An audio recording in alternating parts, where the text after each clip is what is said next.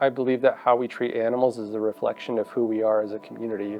And I need to make sure that I'm doing everything I can to ensure that any animal that comes into our care will see a live outcome. So how do I prove to you that we're getting the job done? And we landed on this concept called save rate.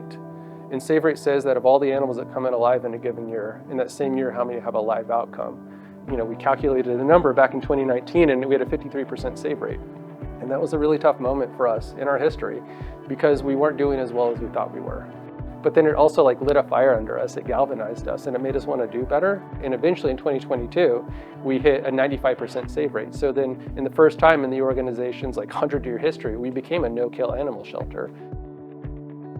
I've always wanted to work with animals, helping animals, just the love of animals. And I've been here 31 years. The biggest change is, I think, community, helping us more with rescues, outlets with fostering, so they don't have to be kenneled or caged here at the shelter.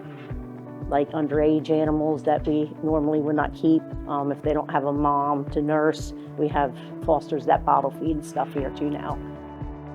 Also, we have programs like working with scared animals when they come in, and aggressive dogs or something that we couldn't work with.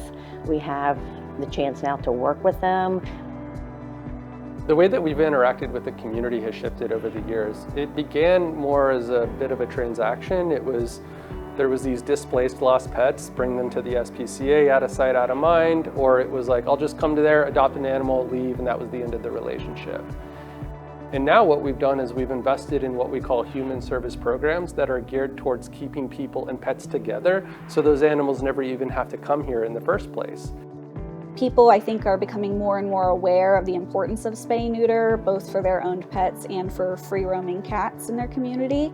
It makes sure that we limit the number of unwanted puppies and kittens in our community. It limits the number of animals that would eventually end up coming through the shelter's front doors. A stereotype that we continue to try to bust is that an animal shelter is a sad place to be. This is actually, to me, a place of hope. We've had dogs or cats missing for months that come into the shelter, and we match them up and say, oh my gosh, we have your cat that you've been missing for 3 months. Also, just the adoptions. You have a dog that nobody's looked out for weeks, and then that one family comes in and finally adopts that one dog or cat. That's the best part of seeing them go out into the family environment and thriving. To have a no-kill animal shelter in your community that you live in is, I think, a thing to be proud about.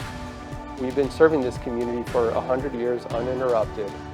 And the reason why we've seen the successes that we've had is because of the engagement that we get from the community. So we get to celebrate that this year.